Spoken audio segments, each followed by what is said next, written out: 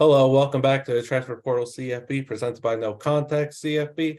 We're talking Shrine Bowl today. That's all. That's literally all. Here with Daniel Flick of Falcons Sports Illustrated. You know how it goes. People like the NFL, I guess. I don't know. I guess you could tell people about that. This is a college Yeah, football podcast.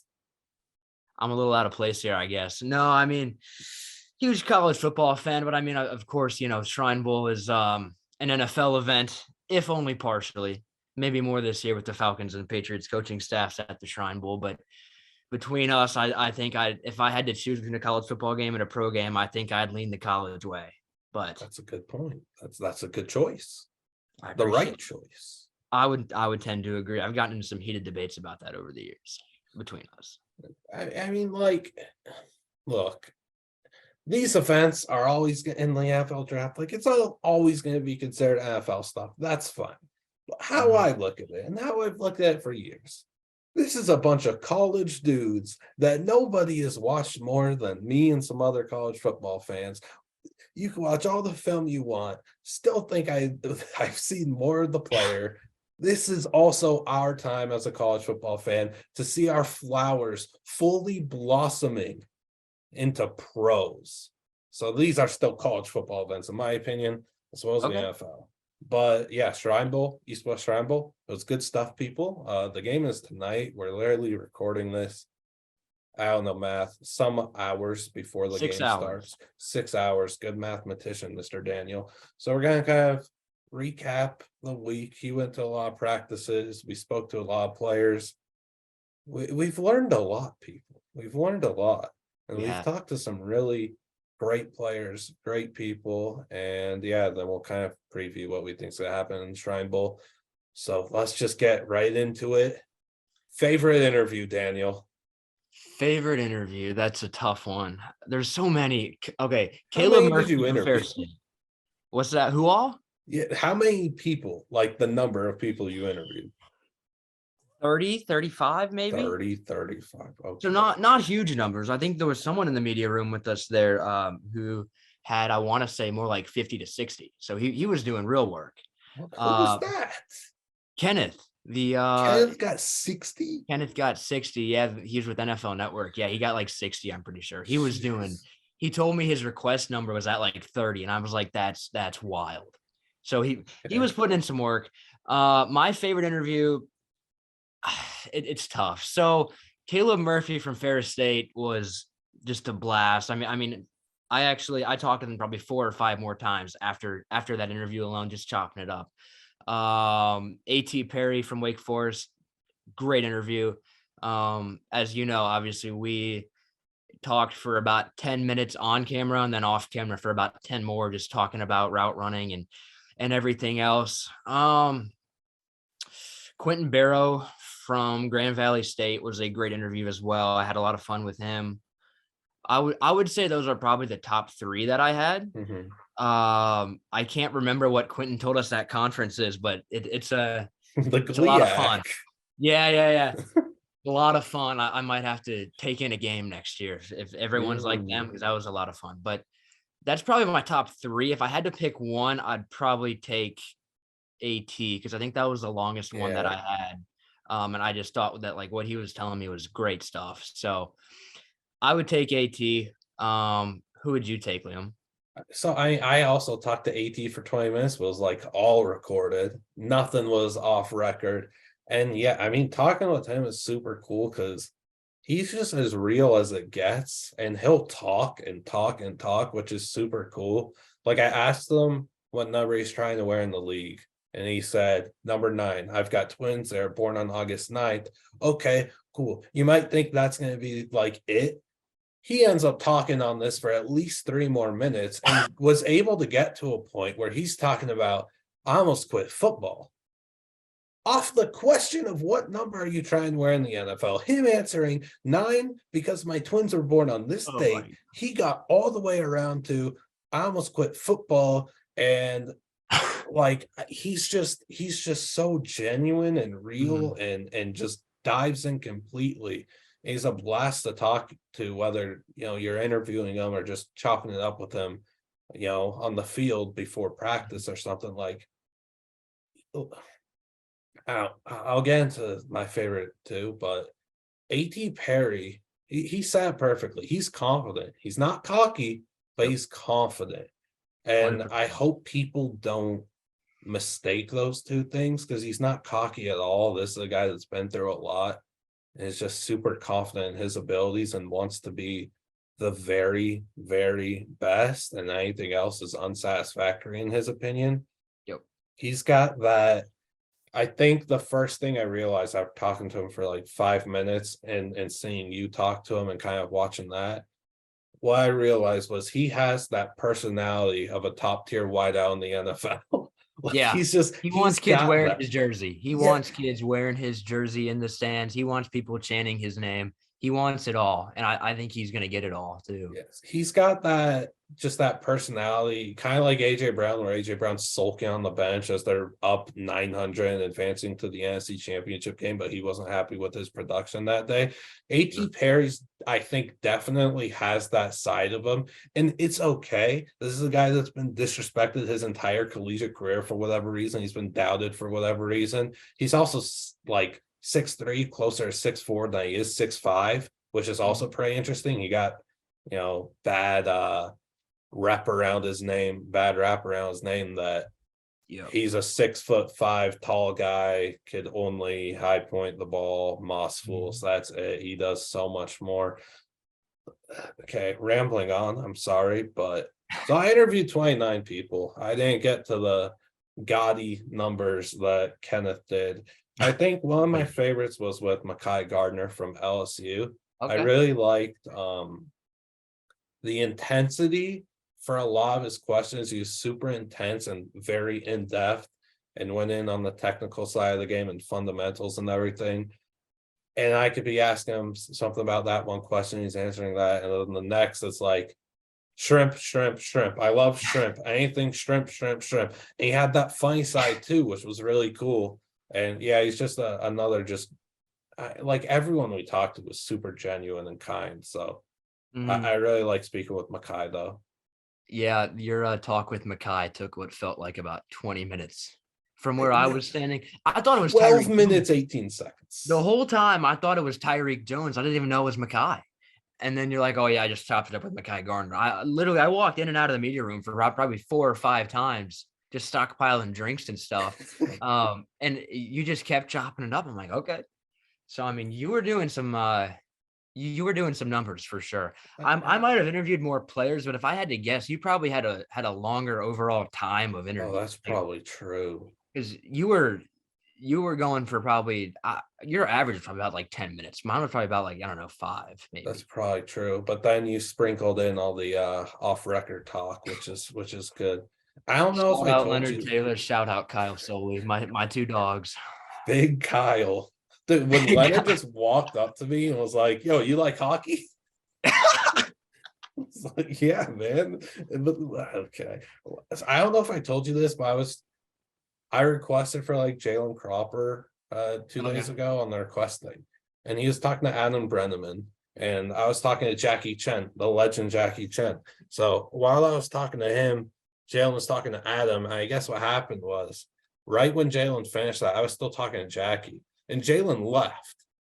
and I didn't know this. And like people came up to me and like, oh, sorry, Jalen's like gone. He's done for a day. You might be able to speak to him at practice or at the media thing tomorrow. I'm like, okay, that's fine. Yeah, he's got homework he's got to do. Let's do it now. Oh my God. Wow. I don't know what class it was or anything, but like, yeah, like these guys are still, it's kind of wild because we don't think about that. So many of these guys are still taking classes and doing math and US history. Gross. Focus on football, guys. As Cardale Jones once said, I come here to play school. Yeah, no, that's it. That's 100% it. Kyle Soley told me that he's like in classes, but he's not actually taking classes. It's very confusing. What I got from it is that I think he's signed up for a master's degree and he's supposed to be in classes, but he's not actually attending the classes. Is kind of what I got. Nice. Yeah, I respect that. You gotta love Kyle Soley, man. He's shout out Kyle Soley, man. Mm-hmm. How about give me the player that you really want to interview, but you didn't get to. Deneric Prince, 100%. The running back from Tulsa. Again, wait, I told you he was available to speak to, and you're like, yeah, that's cool. I'm just going to talk to Kyle. That's my bad. That is 100% my mistake. It's okay. On the bright side, I got the follow back on Twitter from Kyle Soley. So Big time. it did work out in the end. And you've seen some of the other stuff that came out of that. But Prince had, in my personal opinion, he was the best running back in attendance at the Shrine Bowl. I thought in practice, he was just outstanding the whole week, catching the ball, creating space, blocking. He was really good. Vision, hitting gaps, breaking big runs. I mean, obviously it wasn't a physical practice session, so there weren't people really trying to tackle him, but he was really good the whole week. He was probably the guy. I put in a few other requests with Stills from West Virginia. He was one of them.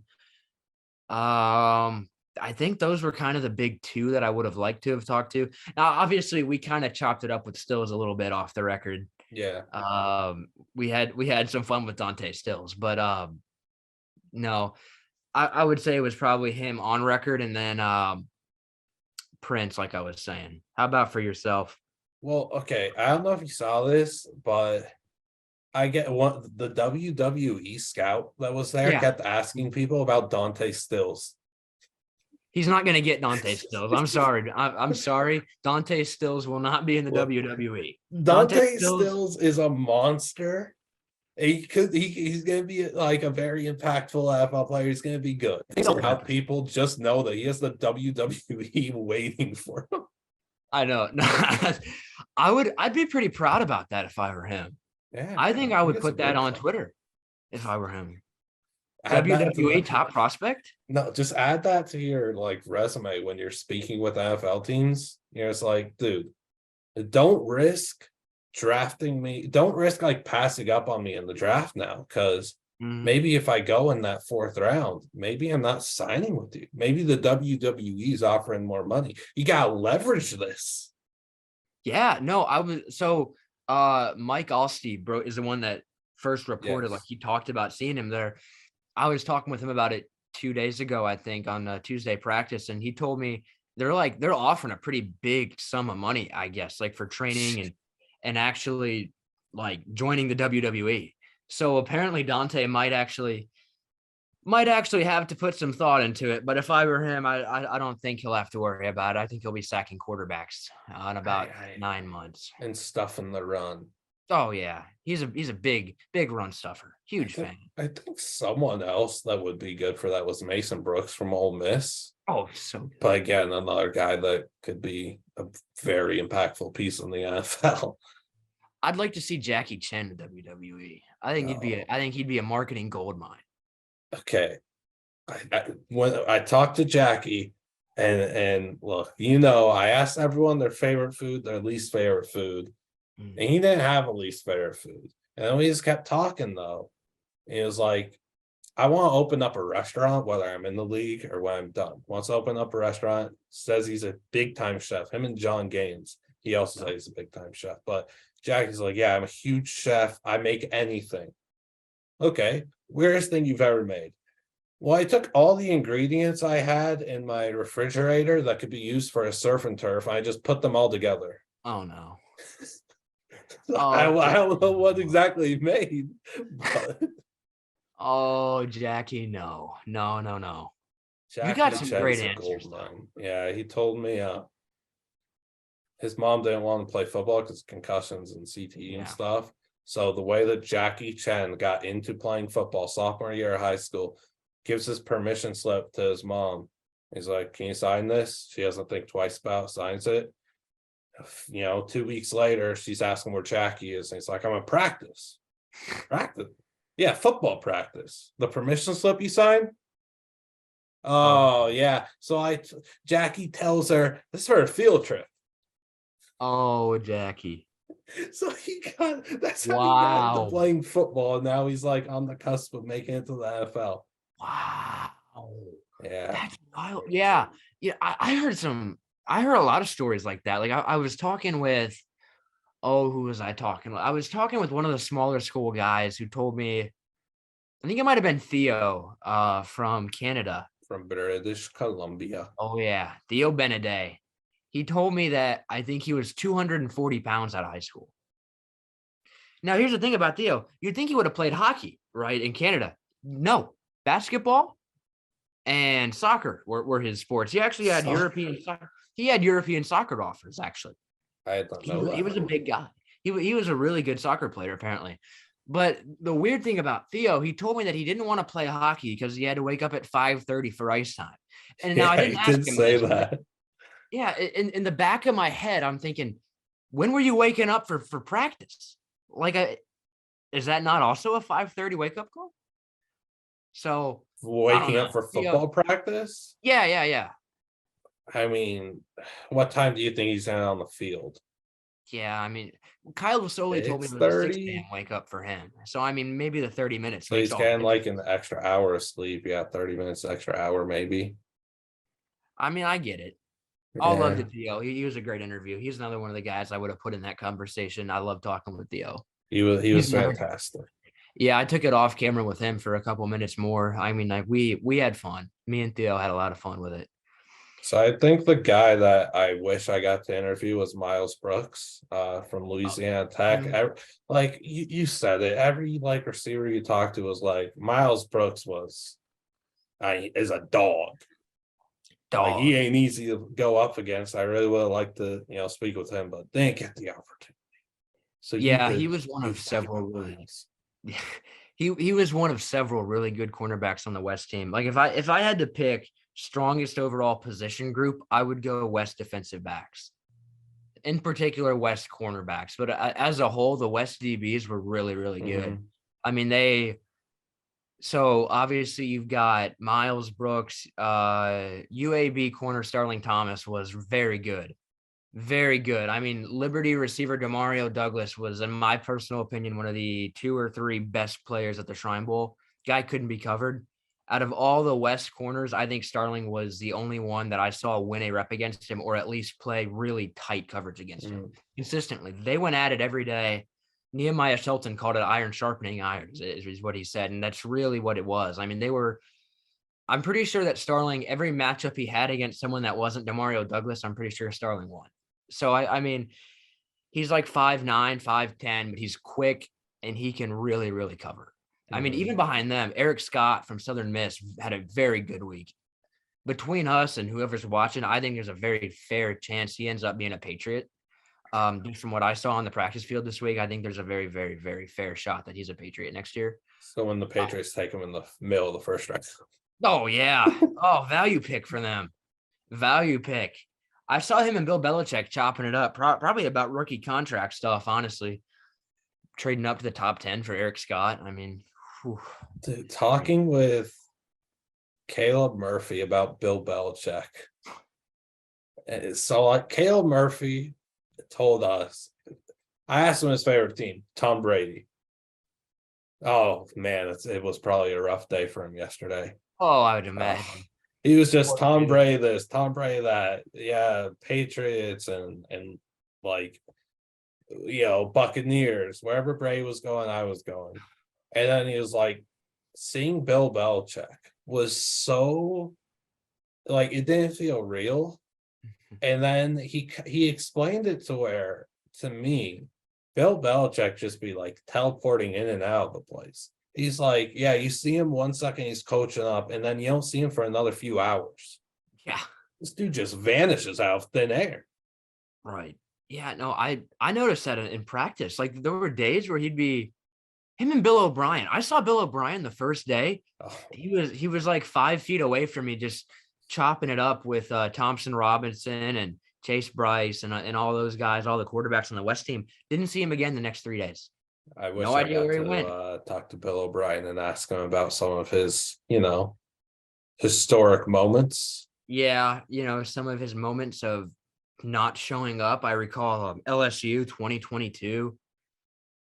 It's okay. I'm not going to get started on that train. Never mind. I was just gonna ask him about, More stuff.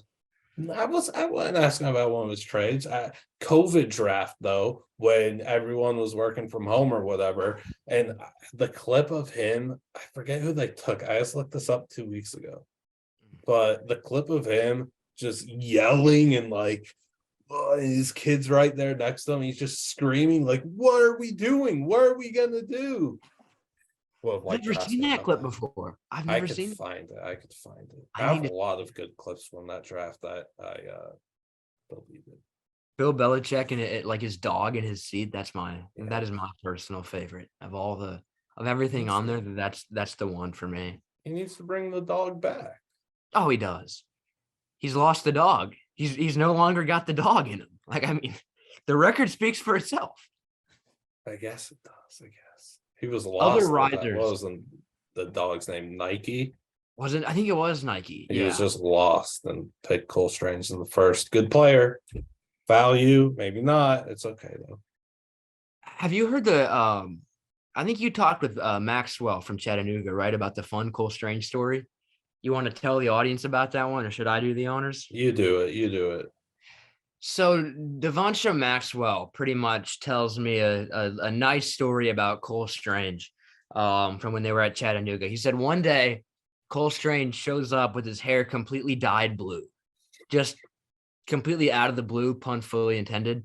He was like just nowhere, no signs of anything, shows up with blue hair. Everyone's like, why has Cole got blue hair? Like, what's wrong? What's going on? The next day he shows back up completely bald. Just bald, no hair, no signs of anything. Never gave an explanation. No rhyme, no reason. One day he's normal. The day after he's got blue hair. The next day he's bald. We got nothing more. We got no other knowledge of why, what went through Cole Strange's head, other than apparently hair dye. So, and a razor. But other than that, we got What? Yeah. He didn't tell me that. What did he tell you? No, I was just talking to him about Cole Strange and like advice, mentorship, and what it was like going up against him in practice. I didn't get that story. You didn't hear that? Yeah. No, Yeah. we're gonna interview him though, Devonta again, so I'll have to ask him about that. Yeah, if you can, ask him if he's talked to Cole about that since then and ever got a reason, because I would very much like to know the reason. So did like players like bring it up and like, Cole, your hair's blue, or they just like okay? Yeah, Because everyone's in like, my what mind it happened to was Cole? just like Cole Strange walks in with blue hair and nobody acknowledges it. Nobody talks to him about. There's like Cole Strange being Cole Strange, whatever. Maybe tomorrow we'll ask him about the blue hair. Then he goes home sad. Nobody talked to me about my blue hair. Then shapes it. That's what was going through my head. But so I guess they really just talked to like Cole Strange really just showed up with blue hair. No signs of Cole Strange depression is what I was trying to say. There are no signs of Cole Strange going through depression. What on earth? That's so weird. Yeah, it's just one day he shows up, a few days later he's going through the ringer with his hair. I don't know. Devonta had no idea. There's that was one of the only website on-air friendly articles that I got this week that I can share, that I was given permission to share. What? Taylor, shout out. What's the Anyways, best answer you've got? what was the best answer? I thought AT gave me some really good ones, but you know what? No, I think my favorite one, I was talking with one of the offensive linemen. I think it was Earl Bostic. It was either Earl Bostic or Spencer Anderson, who told me. So one of them had a chain on, and it had like a picture of his mom. I think it was Earl Bostic. I want to say it was Earl Bostic. He had a necklace with a picture of his mom on the very bottom of the necklace. And so I asked him about that, and I asked him about why he wore it and what it meant to him. And he just told me that I believe his mom passed away last year, and that he wears it every day as just a reminder that she's always with him. And I thought that was a really, really good answer. Another one that I thought was interesting, Kadeem Telfort from UAB Kadeem Telford went through the ringer a little bit in college. Yeah. Between some of the off-field arrest issues that he had, and he started at Florida, then went to UAB, and some of the other stuff that happened there with him. He went through a lot. And I remember you told me he broke down when you were talking to him. And like with me, I didn't even ask him about the off-field stuff. He just brought it up. I just asked him maybe the one thing that he learned. And it was just like adversity. I went through so much of it, and I became just a way better man, way better player. But I mean, just hearing him really talk about that and embracing it and having, kind of seeing how it's helped him as a person, I thought was a very good answer. Yeah, that was like the first Kadeem was the first interview I had that where I kind of realized, oh, I could kind of just because I realized it from talking with Devancha and then talking to him after off record, I realized, oh, I could just talk to these guys however much I want, it seems like. So Kadeem's like the first player I really tested out with. And I kind of like cut it short and stuff. It could have gone longer, but yeah, that's definitely someone to root for because he's really been through it and his mind is definitely in the right place. And his intentions are good. The guy just wants to be successful for his family. I forget how many siblings he has. He has a bunch of siblings though, and he's like trying to be a good role model for them. And yeah, what I asked them was, what do you want to get for your family after you make it to the NFL, like that first purchase? And he was like, a house. I really want a house for my mom, and just to like, give her back some of, the love that she's given to me and my siblings and stuff. And then what got him was saying, I just want the house to be in our family for generations and generations, something that we own.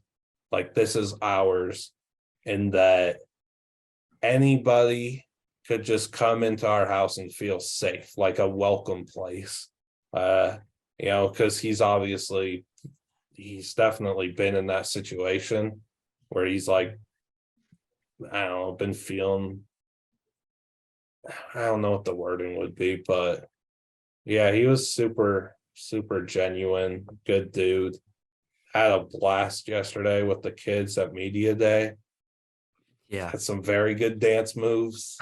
The kids loved them. Even at his size, yeah. Yeah, he'll be dope. I hope he has a successful career for sure. Yeah, me too. I think I'm trying to think of some other nuggets that maybe I pulled from the week. Jose Ramirez, the pass rusher from Eastern Michigan. I talked with somebody who would know that said that he's probably going to end up being late 4th to early 6th round pick. I believe that he led college football in sacks at one point of the year, if not the end of the year. Luke Schoonmaker from Michigan has a lot of fans in the NFL. As high as a first round grade, I was told. But I was also told that it's more likely that he ends up being a late 2nd to early 4th round draft pick. Some other nuggets from the week. The East defensive backs had a lot of fun. I will say that they were a fun group. Keitrell Clark, I was interviewing him and he had the playbook out with him. Oh, really? Yeah, he actually showed me the playbook. Like he was just rolling through it, and there was a lot of words in there that I didn't even know. And I consider myself to be fairly knowledgeable with coverage schemes, but there was a lot of stuff going on in there that I was like, oh my God. He actually watched film on every receiver on the East team, maybe even the West, before the week started. So he did full preparation work, and he was really taking it seriously. Our interview got kind of fun because Travius Hodges-Tomlinson walked like right behind me while I'm talking with him and goes, no, I don't think he said anything. He just stood there and just watched and then started laughing. And then him and Keitrell just like made eye contact.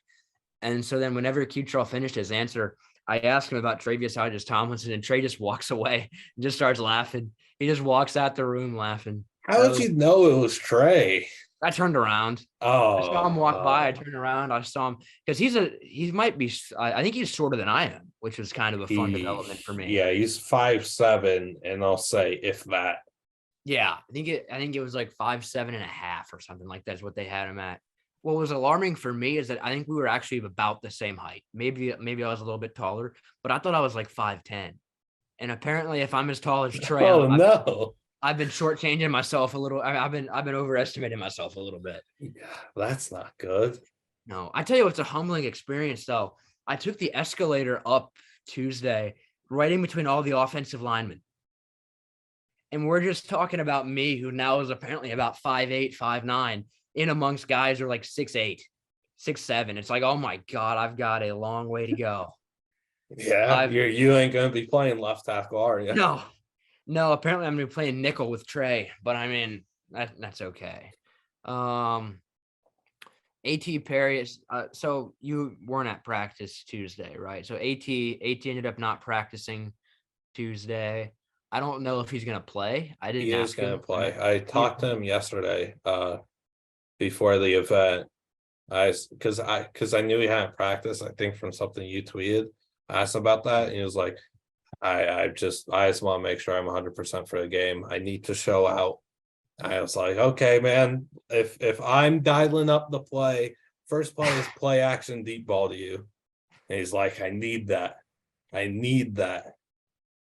I love that. I love At Perry. I think he's one of the guys who was really good in practice and the interviews, and I think that wasn't always the case this week.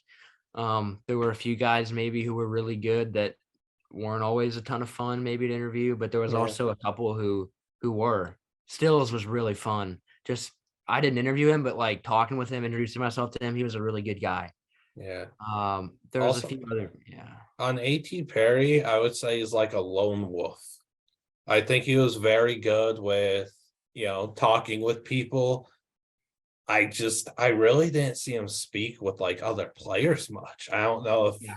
you have the same like thought there or same eyesight that you didn't see him Yeah. talking with players much. Yeah. When At walked in for the interviews, so put yourself in the media room, the players walk in that side door, right? There's like a few tables and there's like this like weird wall thing like in the middle of it that Yeah. like leaves like a secret little area to sit in. That's where At was. He just sat Mhm. alone, reserved, like moved away from everybody else. And like when I mean that was the same group where there was a lot of guys just I think there was a couple of like a row of maybe 5 or 6 receivers that were just talking, chopping it up, having Yeah. fun with each other. And At was never with them. Yeah.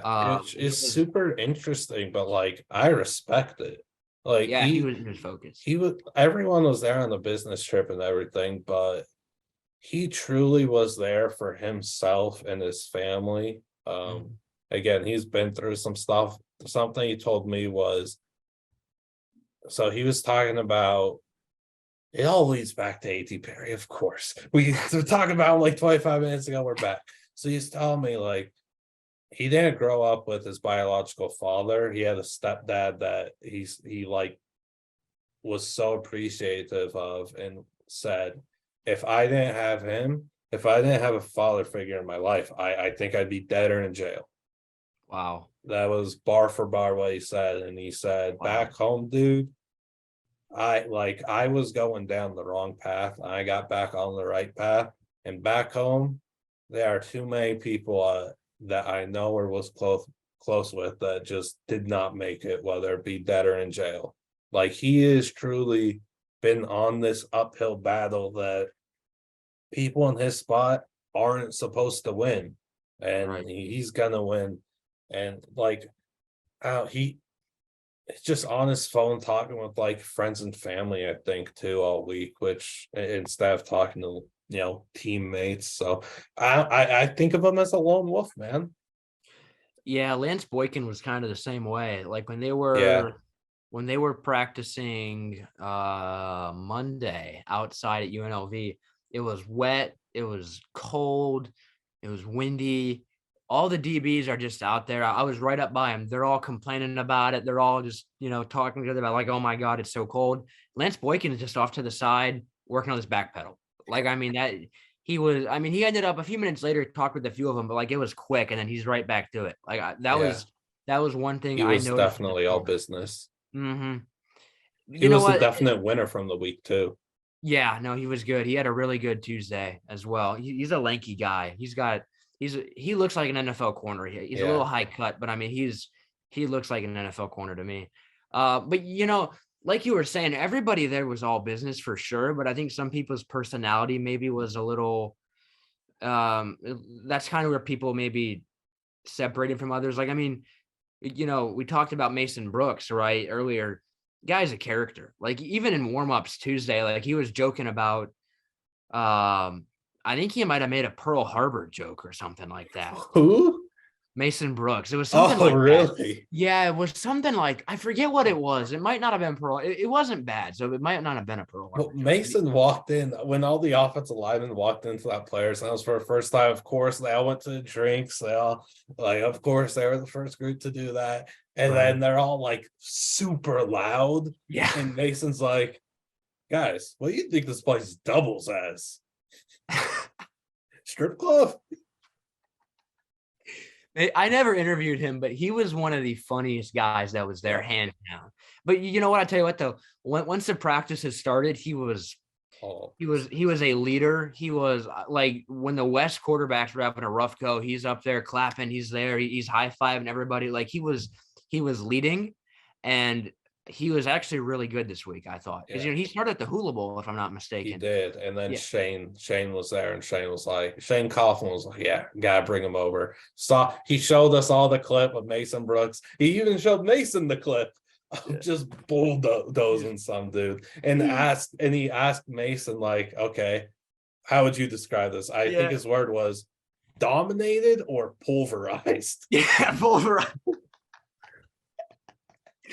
The pulverized part got me. It was kind of okay. I think it was Ikenna Enechukwu from Rice was at the little podcast stage in the back, and he's and they ask him like his nickname or how he described himself. He just goes instant destruction.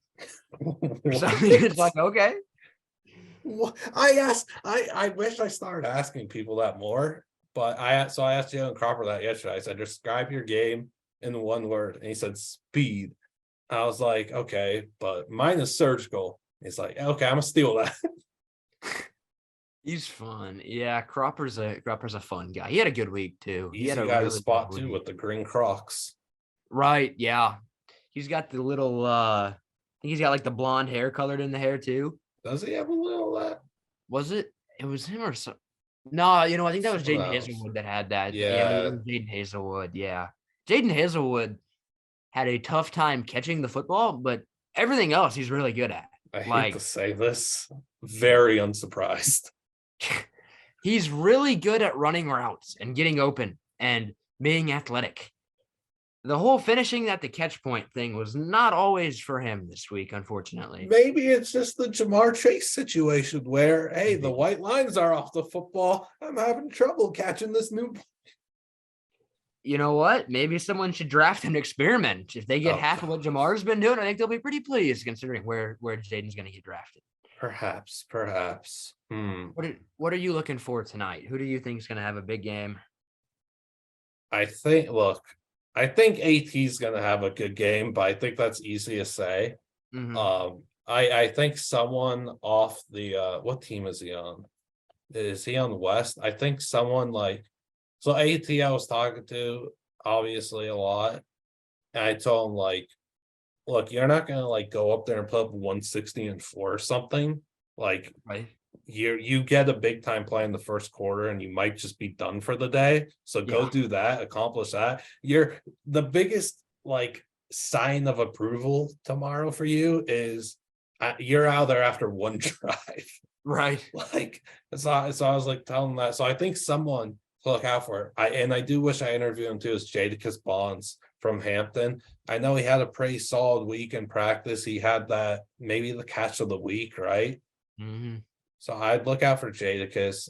There's so many good receivers. It's gonna be about these QBs getting them the rock. But Jadakiss could play. He's another athletic dude, really good body control. I like Jadakiss. Yeah, he's a fun guy. He's really soft spoken, but he put a lot of thought into his answers, I felt like. Yeah.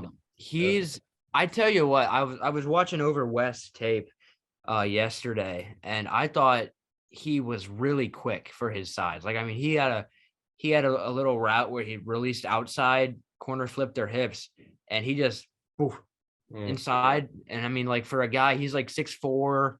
He's pretty skinny. I think he's like maybe 6'4", 180, 190, but like He you got think of him as maybe a 6'2", little bit 205. okay. Oh, I was way off. But he's a bit of a he's a big guy, and he kind of looks more of a linear athlete to me. But you see him kind of he can change direction. That was one of my main takeaways. He's still a little bit raw in the nuance as a route runner. But he can finish through contact at the catch point. And I thought he was really for a smaller school guy with a step up in competition. I thought he was really good. Yeah. He was probably one of the more impressive smaller school guys that was there. Michael Jackson State, Jefferson, I'm really Dallas Daniels. Dallas Yeah. Daniels, yeah, he had the Jaden Hazelwood situation. I think he might have caught a few more passes than Hazelwood did, but he was in my mind the second best receiver on the West team behind Demario Douglas, just because he was getting open. Like he can run and They he's have quick. so many good wideouts. Michael Jefferson, I thought, was really good with his hands, like at the line of scrimmage, and then especially when he's vertically moving, he's got a little bit of A.T. Perry to him in a sense where, he might not be the fastest guy, but he's really good at maybe creating a little bit of extra room with his arms. So the arm bar is fully legal. And AT is very good at the arm bar. Michael Jefferson is also very good at the arm bar. And it just creates that little bit of extra room, and it opens up the sideline a little bit more for you, and then you can catch it over the shoulder. And I thought he did a good job of that this week. So I think like Michael's someone I'd look for to have a big game too today. But I think like for all those people that were maybe big on Quentin Johnston or still are, or maybe they're hopping off the train, finally, two guys I would look for are A.T. Perry, and then I guess I'd say like great value A.T. Perry is Michael Jefferson. Okay. Like that's Michael Jefferson's gonna be better than Walmart brand, but I mean you're speaking to both their builds. Michael's 6'3", 202, he measured in that, and AT's 6'3", 195. And AT cut down his weight a lot. He said he got fat. Just his words were, I got fat. I had to trim off a lot of weight. Right. I wonder then if he's a little bit maxed out then at like 195. What do you weigh in at? 195 for AT. I wonder if he's a little maxed out then at 195. That might be a concern for people because a lot of people think he's a little bit too thin. But I mean, frankly, here's what I'm going to say about A.T. Perry. He's really good at the sport of football, and he's a really good guy. And typically when you've got those two things, you're typically going to end up being a pretty good pro. I don't know if he'll be a number one receiver, but I have a theory. I've got a very good. He's going to be in the league for a long time. He'll be in the league a long time, 100%. Justin Shorter too. I talked to DTR, I think after the first day of practice, and he said, aside from my UCLA boys, Justin Shorter was the guy who I had a lot of fun throwing to. So I guess if they're on the field at the same time, I'd look for DTR to maybe dial it up with Justin Shorter a good bit. He seemed to target Shorter quite a bit in the practices too, from what I noticed. Big game for me. Demario is going to be the guy that I'm going to start with. They in the practices, they had him working underneath quite a bit. But again, he also showed that he can work vertically, and I think he's a quarterback's best friend. So he's one guy on the West team I think is going to be really good. I want to give some love to the defense as well. I think they for sure deserve some. I'm going to go. Who else on the West defense here? I'm going to lean. I want to say Christian Young from Arizona is on the West, but I'm actually going to pick Trey Dean, the Florida safety. That is a guy that is a long strider and can really run. And he had 2 interceptions in practice Monday and can cover. And like I said, he can really run. And he's been hitting people, and he's been physical all week. The coaching staff hasn't always appreciated that, but he's one guy I'd look for on the West. On the East, I'm going to pick Stills on defense. Good old Dante Stills. I think he's going to carry his really strong week over. Speaking of East defensive linemen, Texas, Moro Jomo, very good week. Very powerful player, very soft-spoken, but on the field, he's a big physical guy. And then another East player that I would target, I'm going to go let's think about the receivers they got here on the East. AT is obviously the easy answer. But after AT, I would look at Cropper. I think Cropper has a chance to be a big game because I mean he's been fast all week and really explosive. Smooth. It's very, very smooth. One other player I'm going to throw in there, Casimir Allen, UCLA, West team running back. He's been getting snaps at running back and receiver this week as he did at UCLA. Casimir Allen, he was another guy I chopped it up with off the record Monday. Very, very cool guy. He actually broke the California high school single season touchdown record with like 72. He told me he was averaging like 5.5 a game. And he wasn't even being force fed. Like he told me the most touches he had in a game was 25. He was, I mean, I did the math in my head. He's averaging like 300 yards a game. And it's just, he had like 4 other players who went D1, like on the team with him. So like, it's not like he was just playing with a bunch of scrubs. Like it was really, he had a good team and he was still producing. So that's where I would lean. Those are maybe the 5 I'd look at. Quarterbacks, Aiden O'Connell probably have a big game from Purdue for the East team. Tommy DeVito. I'm kind of excited to watch Tommy DeVito, and I never thought I'd say that. Tommy DeVito and Tanner Morgan were 2 guys I had low expectations for from their college careers and think that they could actually have a pretty good game because they were pretty good in practice, I felt like. But that's just where I stand with it. Yeah, looking for Dorian to have a big time game back in Vegas. So he's got a lot of people that'll be there cheering him on. Jackie Chen, focus on the offensive line. Jackie Chen is a really good player. He's just solid against the pass. He's solid against the run. He's super mobile, has great footwork. Jackie Chen has an opportunity tonight to impress a lot of people. And for anyone that's actually going to watch this game, they're immediately going to be, captivated by a guy whose name is Jackie Chen. Like that's natural. The attention's going to be there. If he's able to take opportunity of this advantage, it's huge for him because this guy should be a draft pick. He shouldn't be an undrafted guy. This guy should 100% be drafted. Jaden Woodby, I'd look out for as well. Again, linebacker safety type. So we'll see how he's utilized. He just wants to play all 3 downs. He wants to be moved all around the field. I'm very excited for Jaden Woodby. Let's think of someone else. Joel Wilson. He hasn't played since, I forget when he got hurt, but he got hurt to end his action season, so that kind of stunk. We'll see how he looks. Man, there's so many cool players. I tell you what, one name I'm excited to watch tonight. I think he's going to play. He was out of practice Tuesday. Thomas Greeny, tight end from Albany, is a big guy. He's about 6'5", 255, I want to say. He's got prototypical tight end build. And I think he's moved very, very well this week. I don't know if you remember, the Falcons drafted a tight end in 2017. Eric Saubert was his name. Played at Dayton, I believe. No. It was one of those schools. Drake. I think it was Drake. He played at Drake, and he was just a big guy who could run. That's what Thomas Greeny is. He had some of the Hazelwood drop issues this week and was a little inconsistent. But if you're looking for a guy that has the size of a starting tight end in the NFL and a guy that can still run and catch, perhaps not always catch, but can run and get open, Thomas Greeny is that guy. I think he's a developmental prospect, but he's got 2 of the top developmental traits and already coming with size, athleticism, and then obviously speed. So he's got three of the really big traits that you'd want in a guy that you can kind of get and then mold however you want him.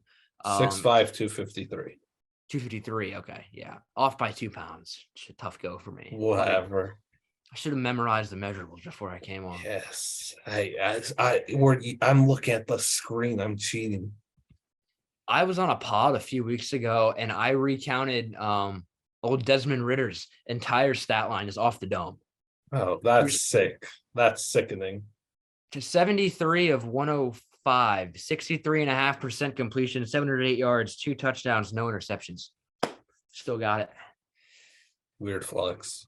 When you're on the Falcons side, you write a lot about Desmond Ritter. So Arquan Bush, Cincy, he got added. I'm kind of excited to see how him and Anthony Adams play for two guys I didn't speak with. And then AJ Finley, I know had a sick week. I didn't talk to him. Excited to see what he could do. I don't know. I'm excited to see all 29 people I spoke with play. Yes, that's the Weird good flex. answer. That's the good answer. I'm BJ excited to watch Thompson. BJ Thompson. Yes, We find you have a not guy talked like about BJ him. Thompson. We have not talked about BJ Thompson. We'll make this the last guy we talked about.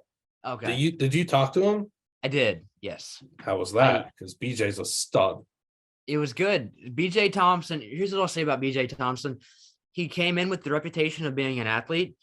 BJ Thompson knows that he is an athlete. BJ Thompson knows that he is extremely fast, and BJ Thompson is only worried about being fast. That is how I would describe it.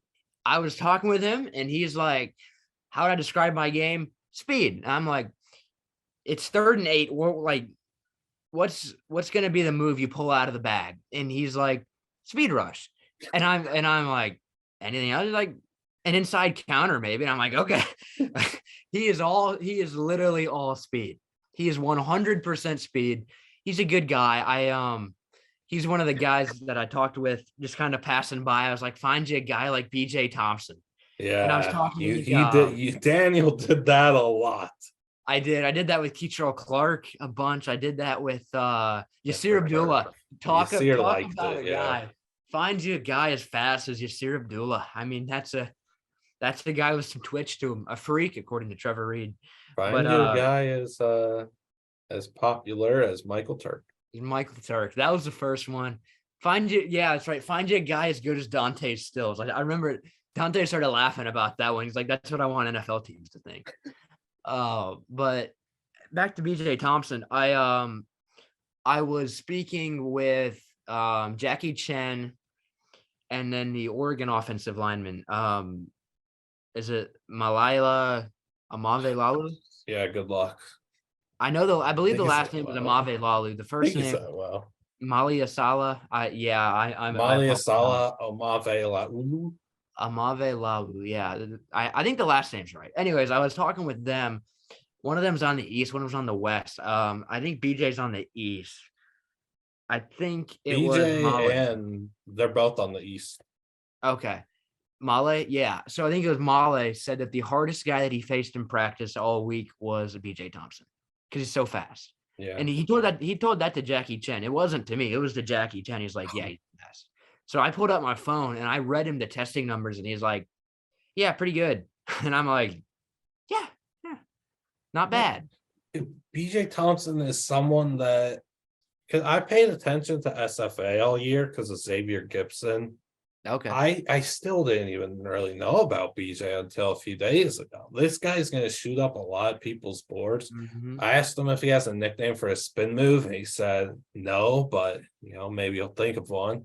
I also asked him, so he's got a very interesting background. Like, this is a guy that I asked him what positions he played growing up: cornerback, safety, linebacker, tight end, receiver, running back, offensive line, edge rush. You name a position he played it. He comes from a small town in England, Arkansas. Never have ever heard of that. Shane told me, like, he also played center field. He was a swimmer. This guy did everything. Unbelievable. And he's probably the only athlete at the school. I mean, possibly. And I asked them, he's the first and only guy I asked this: "What would you do for your Sunday night football intro?" And he said, "What is that?" He didn't know what it was. Really? So he genuinely didn't know. I told him, like, you say your name, position, school, or hometown or something. I told him to do it anyway. He said, "Okay, BJ Thompson, edge rusher, England, Arkansas, and I'm a freak athlete." That's what I'm saying. He knows that he is unbelievably gifted. Yes. And he is focused on only maximizing that one gift. And I will give him credit for that. He is genuinely someone that I would look at to be drafted in the late 3rd round. And I think people might see that as like a reach or whatever. Stephen F. Austin, edge rusher, he gets drafted in the 3rd round, late 3rd round. That team, that franchise, they're going to be ecstatic the fan base needs to match that level of happiness when they draft him. You're getting a dog, and you're just getting an all-around good dude. Like, he's gonna win a lot of his pass rushing reps. Yeah. He's 6'5", 238, and he's faster than a Lambo or something. I don't know cars. Are Lambos fast? They should be fast. I think so. You know what, though? He can, you know what else he proved this week is he proved he could drop into coverage. Yes. Like, I don't know if you've seen the videos of the drills that he's done, but he's fluid dropping. He's going to be a really good player as a 3-4 outside linebacker, I think. You put him in the right scheme, the right system, he's going to be really good. Indeed. Probably even could play Sam. Like, I mean, he's a special guy. One other name, I know we just said last name, one other name that's kind of reminded me of everything, Titus Wagner, defensive end. Very similar to BJ in a way. Titus is actually a bit of a bigger guy, converted wide receiver at Wagner, turned into a really good defensive end. And now when I tell you converted receiver, you're thinking in your head, oh, underweight, all speed. No, Titus Leo, he's got some speed in his bag, but he's got some of the heaviest hands that I saw off the edge all week at the Shrine Bowl.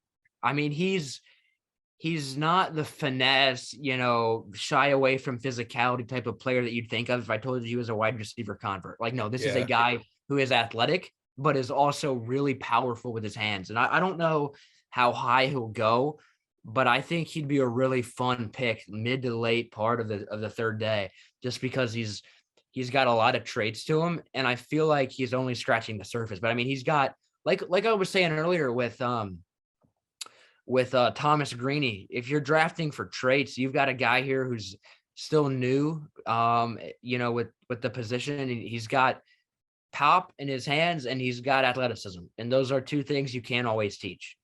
So this edge rushing class, it's really, the guys they have on the defensive line at the Shrine Bowl is actually, it was a lot of fun to watch them this week. They've got some dogs on the line.